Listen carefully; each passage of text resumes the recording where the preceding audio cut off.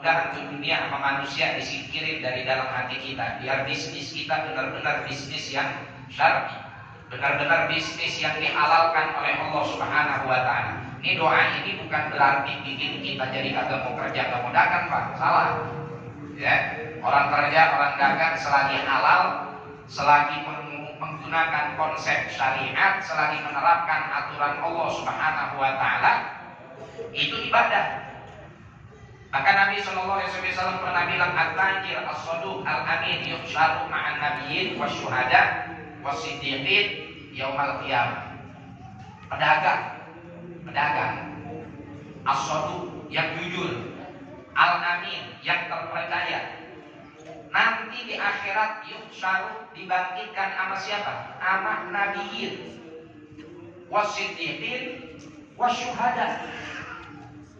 Bapak dagang ayam, tiap hari megangnya pisau potong, kagak pernah ngangkat pedang buat jihad fisabilillah. Tiba-tiba di akhirat nanti karena bapak jualan jujur, bapak jualannya terpercaya, ayamnya ayam yang disembelih secara syar'i, timbangannya kagak dikurang-kurangin, tiba-tiba di akhirat dibangkitkan di barisan Sayyidina Khalid bin Walid. Apa kurang keren tuh?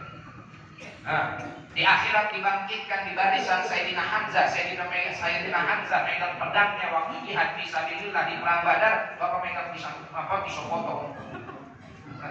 Ya, megang pisau potong. Para syuhada megang pedang yang keren-keren, pakai baju zirah, ya, pakai baju perang, pakai helm perang. Oh, bapak megangnya pisau potong meja lemek. Tapi ada di barisan para syuhada. Kurang nikmat itu. Jadi orang dagang juga jangan dianggap langsung dinilai dagang mulai hubud dunia. Bukan itu, ya. Orang yang dagangnya hubud dunia, yang dagangnya curang. Hubud dunia mah orang duduk di masjid doang juga, kalau ngarepinnya sedekah mulu memakan duit umat sama aja, hubud dunia juga. Ya. Imam Ghazali aja bilang ulama terbagi menjadi dua, ada ulama dunia, ada ulama akhirat. Siapa bilang orang pakai gamis mulu, pakai baju, pakai sarung mulu terus udah terjamin bahwa dia adalah ulama akhirat? Bisa jadi dia adalah ulama dunia, bisa jadi dia adalah ulama su, bisa jadi dia adalah ulama yang hanya mengharapkan harta. Wahakada. Nah, ini kalau kita baca doa ini, insya Allah Allah akan berikan taufik dan inayah kepada kita sehingga kita lurus-lurus aja dalam hidup ini. Amin ya rabbal alamin. Wabil Islam dinan, kita minta kepada kita ridho kepada Allah Subhanahu wa Ta'ala bahwa deh hanya Islamlah yang kita yakini dan kita imani. Makanya dalam paragraf berikutnya Sayyidina Imam Al-Haddad bilang tabarra'na min kulli dinin yukhalifu dinal Islam. Saya berlepas diri, berbebas diri dari setiap ajaran, dari setiap tuntunan yang menyelisihi tuntunan Islam, yang menyelisihi ajaran Islam. Apa yang tidak sesuai dengan tuntunan dan ajaran Islam, saya berlepas darinya. Saya gak mau ngikutin. Karena hakikat iman seperti itu. Maka hakikat iman gak ada yang namanya hakikat iman bilang bahwasanya semua agama itu sama. Semua agama sama baiknya. Ente berarti belum yakin sama agama ente sendiri. Belum yakin sama agama ente sendiri. Gak mungkin kan kalau kiasannya, logikanya kemudian bilang kepada orang tersebut, oke, ente bilang semua agama sama baiknya. Mau gak ente bilang bahwasanya semua wanita sama-sama istri kita? Gak mungkin kan?